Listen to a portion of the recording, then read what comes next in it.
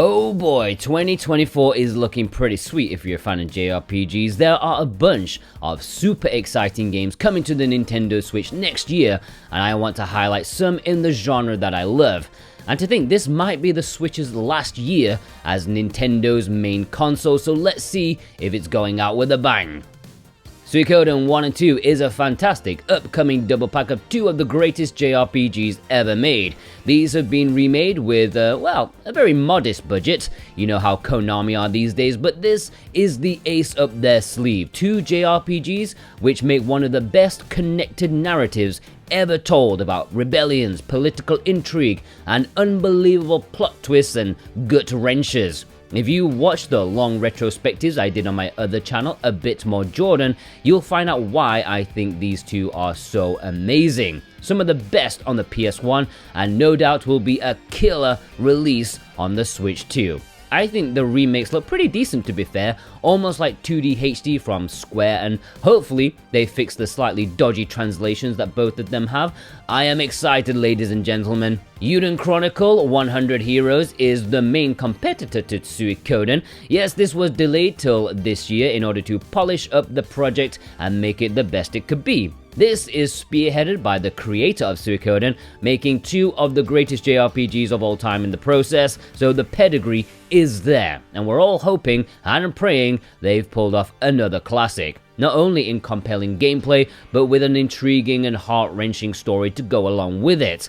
I was a backer on Kickstarter for this, and I paid way more money for it compared to any other game that I bought before, so I'm rooting for it. And no, it's not because I want to haha Konami, no, I just want a classic JRPG from the golden era, finding that magic again.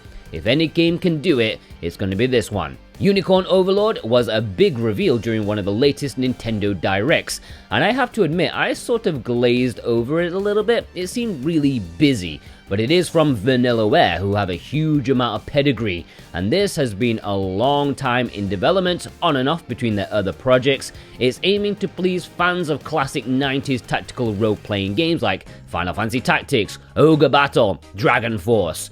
Now I'm definitely a bit more interested.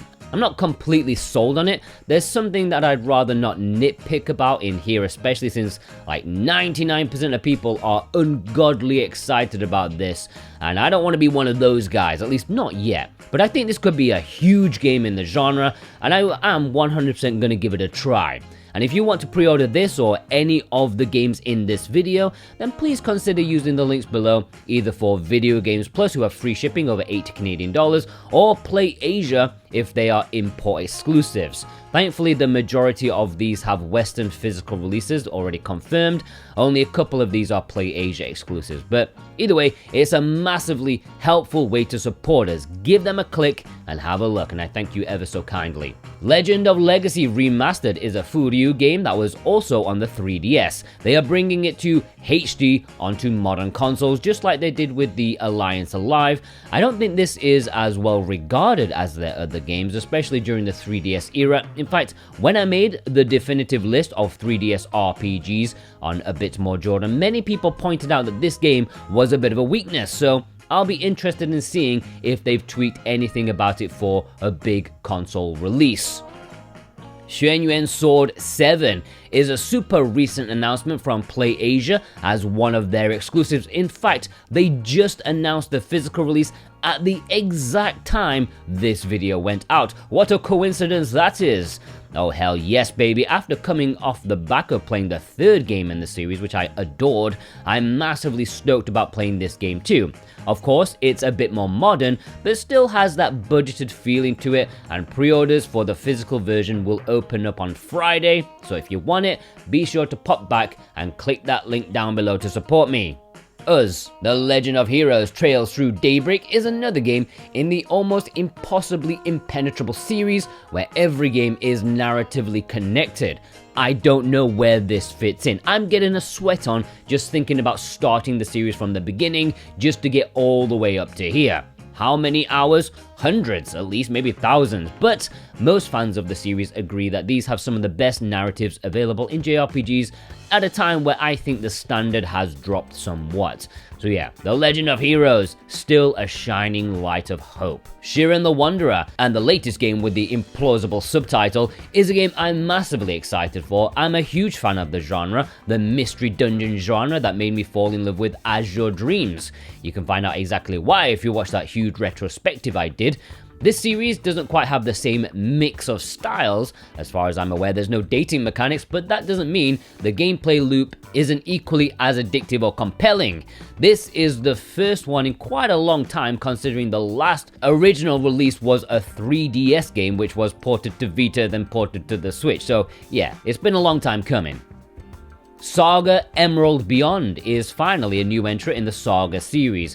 Again, it's been a long time since the last main entry on the PlayStation Vita. It seems they are trying to follow that one in a similar way, but bringing in more experimental character types to perhaps appeal to a wider audience.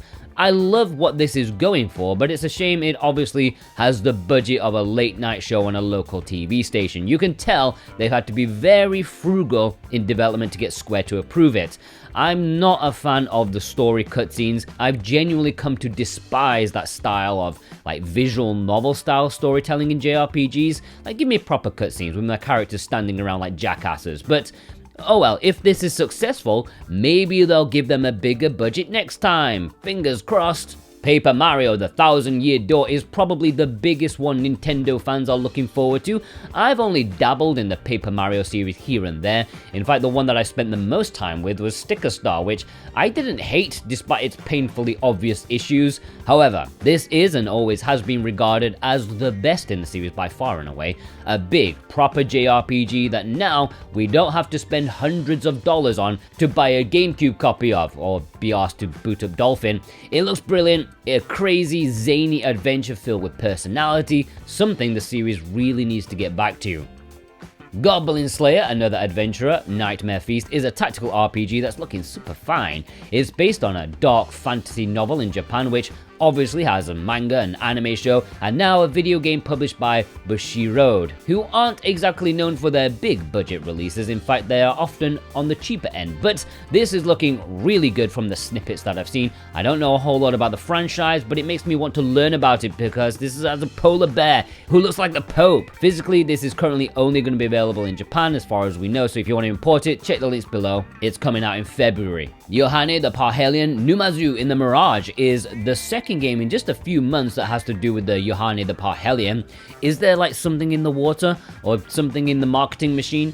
Either way, this is a very different game to the action platformer we got late like this year. This is an RPG with card and deck building elements, which is usually a death blow for any chance that I'll be interested. But you know what? The visual style almost has me. Usually these types of games are dull and dreary, but this one is bursting with color, and so yes, I'm gonna give this one a chance. In terms of a physical release, it's only in Japan and it will have English, so you can import it no problemo. Neptunia Sisters vs. Sisters is out on PS5 already, but is heading to the Nintendo Switch in early 2024. It's a compile heart game, you kinda know what to expect. Absolute guffage story and dialogue mixed in with surprisingly well thought out and deep gameplay. At least that's my experience. I haven't played any of the Neptunia games, they're kind of alien to me, but who knows, maybe this could be the one. Should I play the series? If I do, which one? Which one tells a good story? Hyperdimension Neptunia GameMaker Re-Evolution is another Neptunia game, and another one I can't say much about aside from parroting other people's opinions. This goes back to the series' roots in terms of premise and what I originally knew it for, about being like meta in terms of game makers and console manufacturers with stuff that wouldn't interest me in the slightest in terms of story. But then again, I don't have a sense of humor. But hey, a lot of people are happy about the extra explosion of Neptunia in their face. DecaPolice is one of a handful of games from Level 5 that seem to be eternally delayed. It's the first in this video, but sure as hell isn't going to be the last. This is a super stylish looking crime suspense RPG. I like how the PR says it's from the same publisher as Professor Layton, rather than say, oh, the other half a dozen classic JRPGs they've actually made. Bring back Dark Cloud. Well, if they can't do that, then let's hope this is as amazing as it looks, because maybe that latent influence is going to send this to the next level in terms of narrative. Maybe they'll get to level 6. Looks really awesome, this one. Fantasy Life I, The Girl Who Steals Time, is one for the cutesy folk out there, those who remember the 3DS version and scream how it's underrated as hell. Well, let's hope this sequel is a bit more mainstream in its success. Not necessarily a proper JRPG as one would describe it, but it has more of an essence of a life sim in here, as you choose different job classes like a fisherman, a chef, or maybe a warrior class. There is action RPG combat alongside the charming life sim gameplay. Definitely an RPG though, wouldn't worry about that, it's just cute as buttons.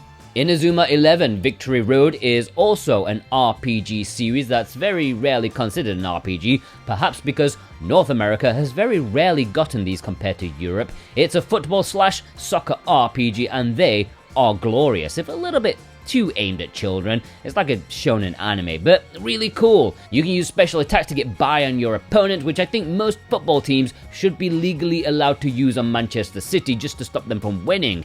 After years and years of delay, there is a beta release coming in March, and fingers crossed the proper game comes out not too long afterwards.